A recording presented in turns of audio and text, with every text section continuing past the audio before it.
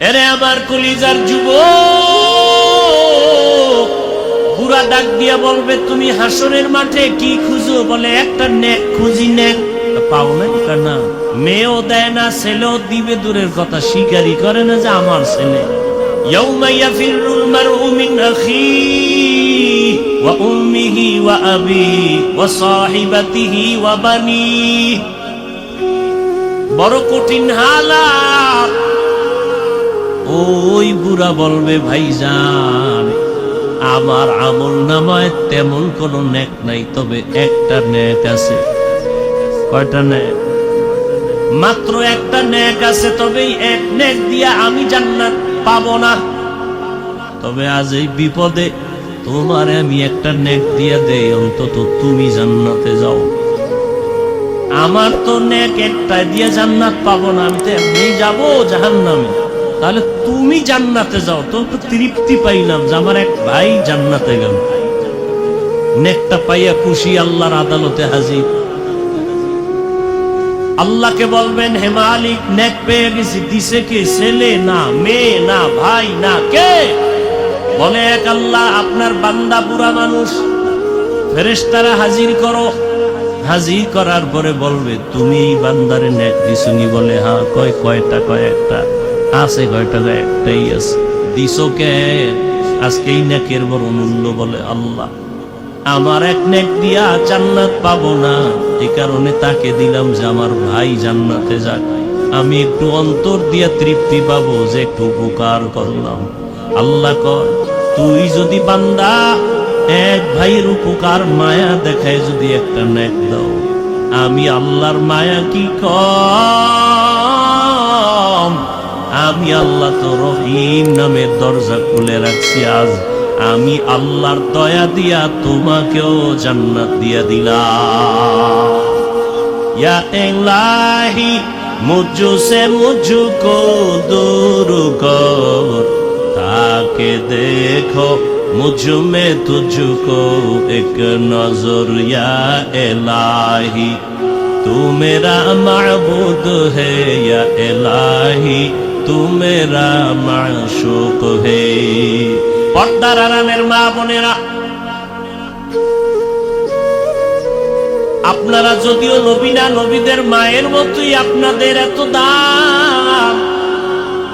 হাফেজে কোরআনের মায়ের মতো আপনারা মা, আপনাদের এত সম্মান। আল্লাহ সন্তান দান করেছেন। আপনার মতো কত মা এই অঞ্চলে আছে, এলাকায় আছে, পর্দা করে নামাজ পড়ে নাই? ভিন্ন মা বোনেরা যারা মার্কেটে দৌড়ান, স্বামীর মাল গুলো খেয়ানত করেন, আল্লাহর আদালতে কি নিয়ে দাঁড়াবেন? এখনো সময় আছে, তওবা করেন। আপনার মতো কত নারী নামাজ পড়ে, পর্দা করে, আপনি পারেন না কেন? আল্লাহর কাছে তওবা করেন, আর বেপর্দায় চলবেন না, নামাজ ছাড়বেন না। একটা সন্তানকে আদর্শবান ডাক্তার, ইঞ্জিনিয়ার, প্রফেসর বানায় যাবেন। সন্তানটা ডাক্তার হবে, কোরআন পড়বে, আজান হলে নামাজে যাবে, তেলাওয়াত করে মা বাবার জন্য দোয়া করবে। এরে আম্মা জান, সন্তান এক সময় অন্তর দিয়া গর্ব করবে আর বলবে, আমার মা বাবা বড় ভালো ছিল, কোনদিন মোবাইলে সময় নষ্ট করে নাই। আমার মা বাবা আমাকে নামাজের জন্য ডাকতো, রোজার জন্য দাওয়াত দিত। আমার মা বাবার আদর্শ এত ভালো, কোনদিন আম্মাকে দেখি নাই বাবার সাথে তর্কে জড়াইতে। আমার বাবাকেও দেখি নাই আমার মায়ের সাথে তর্কে জড়াইতে। আমার মা বাবার আদর্শের কারণে আমি ভালো হয়েছি। সন্তান গর্ব করে মা বাবার জন্য দোয়া করবে। আর যদি আবার খারাপ আদর্শ রেখে যান, সন্তান এক সময় ধিক্কার দিয়া বলবে, মা বাবার কারণে আমিও খারাপ হয়ে গেলাম। আমার মা কোনদিন বাবার সাথে ভালো আচরণ করে নাই, বাবাও মায়ের সাথে ভালো আচরণ করে নাই। সারা দিন রাত মোবাইল নিয়ে পড়ে থাকতো। ওই মা কোনদিন নামাজের কথা বলে নাই, নিজেও নামাজ পড়ে নাই। আমার মা বাবা যদি ভালো হইতো, আমিও হইতাম। ওই মা বাবার উপরে ধিক্কার জানাবে। অতএব এখনো তওবার সময় আছে। আল্লাহকে মনে মনে বলেন। আর রাসূলুল্লাহ সাল্লাল্লাহু আলাইহি ওয়া আলিহি ওয়াসাল্লামের উপর সর্বোপরি শুকর, যাদের অক্লান্ত পরিশ্রমের মাধ্যমে আজ সুন্দর আয়োজন। সময় পরামর্শ অর্থ দিয়ে দোয়া করে উপস্থিত হয়ে মাইক লাইট প্যান্ডেলের ব্যবস্থাপনার মাধ্যমে সার্বিক সহযোগিতা যারা করেছেন প্রত্যেককেই আল্লাহ পাক এ খিদমতের বরকতে দুনিয়াতে শান্তি পরকালে মুক্তির ব্যবস্থা করে দিন।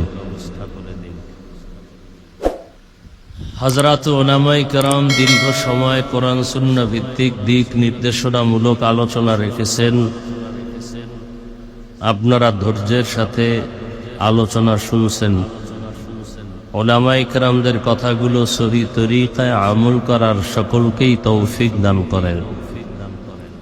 উলামায়ে কেরামের ইজ্জতকে আল্লাহ বেশি বেশি বাড়ায় দেন। উলামায়ে কেরামের ইজ্জত নষ্ট করার চক্র